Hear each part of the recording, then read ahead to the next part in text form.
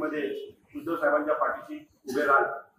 आज उद्धव साहेब निर्धास्त आहेत, त्याला कसली भीती वाटत नाही. आता फक्त एक शेवटचा खुलासा करतो आणि थांबतो. बोलायला लागलो तर मुद्दे खूप आहेत, पण तुम्हाला कुठलाही संभ्रम तुमच्यात राहू नये. हा जो काही निर्णय विधिमंडळाच्या अध्यक्षांनी विधानसभेच्या अध्यक्षांनी दिला आहे तो निर्णय नाही, तो निकाल नाही. निकाल त्यांनी दिलाच नाही. आपल्याला माहिती आहे विधिमंडळाच्या विधानसभेच्या अध्यक्षांकडे सुप्रीम कोर्टानं लवाद म्हणून ज्या 16 आमदारांना अपात्र करण्याकरता आपण याचिका दाखल केली होती, ज्या गद्दारांनी गद्दारी केली त्या गद्दारांपैकी पहिले 16 आमदार जे सगळ्यात पहिले बाहेर पडले, त्या 16 आमदारांना त्याच्यामध्ये नंबर 1 आजचे मुख्यमंत्री आहे, या 16 आमदारांना अपात्र करा म्हणून जी याचिका आपण सादर केली होती, त्या याचिकेवरती सर्वोच्च न्यायालयानं चर्चा केली, वाद प्रतिवाद दोन्ही पक्षाच्या ऐकून घेतल्या. सगळा वाद प्रतिवाद झाल्यानंतर सर्वोच्च न्यायालयानं आपलं एक मत बनवलं. माहिती आहे ना आपल्याला, आपलं एक मत बनवलं आणि मग मत बनवताना त्या निकालामध्ये ते मत सर्वोच्च न्यायालयानं नोंदवलं. सर्वोच्च न्यायालयाची ऑब्झर्वेशन त्याच्यामध्ये आहेत. फक्त निकाल जो अंतिम 2 ओळीचा द्यायचा असतो तो सर्वोच्च न्यायालयानं दिला नाही. का दिला नाही? तर हे प्रकरण विधिमंडळाशी संबंधित आहे आणि म्हणून मग जे वैधानिक अधिकार त्या विधिमंडळाला आहे त्या विधिमंडळाच्या वैधानिक अधिकारावरती अतिक्रमण होऊ नये म्हणून सर्वोच्च न्यायालयाने विधिमंडळाच्या अध्यक्षांकडे 16 आमदारांना अपात्र करायचं प्रकरण पाठवलं. बरोबर आहे? बरोबर ना? मग त्या 16 आमदारांना अपात्र करायच्या प्रकरणावर अध्यक्षांनी निर्णय दिलाच नाही. ते राहिलं बाजूला, नाही दिलाच नाही. अध्यक्षाने दोघांच्या याचिका फेटाळल्या. म्हणजे काय केलं? जे सुप्रीम कोर्टाने पाठवलं त्यावर निकाल नाही दिला. जी याचिका आपण केली होती अध्यक्षांकडे त्यांना अपात्र करायला आणि जी याचिका त्यांनी दाखल केली होती आपल्या आमदारांना अपात्र करायला, या दोन्ही याचिका त्यांनी फेटाळल्या.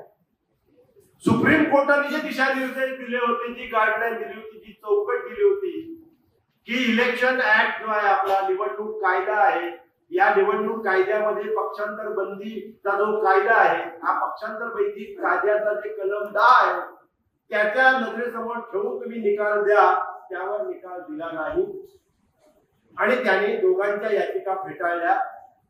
ना ते अपात्र झाले ना आपले आमदार अपात्र झाले. कुणालाही अपात्र त्यानं केलं नाही, याचा अर्थ निकाल दिला नाही.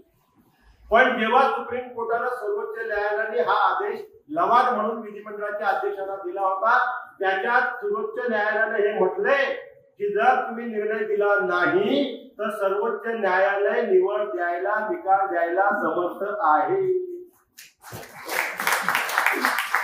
म्हणजे आता सर्वोच्च न्यायालयाच्या कोर्टात परत गेले, ते समर्थ आहेत निकाल द्यायला, कारण त्यांनी वैधानिक उल्लंघन केलं नाही, ते घडू नये ते पथ्य सर्वोच्च न्यायालयाने पाळलं. आता सर्वोच्च न्यायालय निकाल द्यायला समर्थ आहे आणि मी तुम्हाला खात्री देतो आहे, कारण 2 निकाल सर्वोच्च न्यायालयाने दिले. त्यातला पहिला निकाल हा दिला होता की ज्या प्रतोद या गद्दारांनी आपला प्रतोद निवडला होता तो प्रतोद सर्वोच्च न्यायालयानं बेकायदेशीर ठरवलेला आहे की नाही?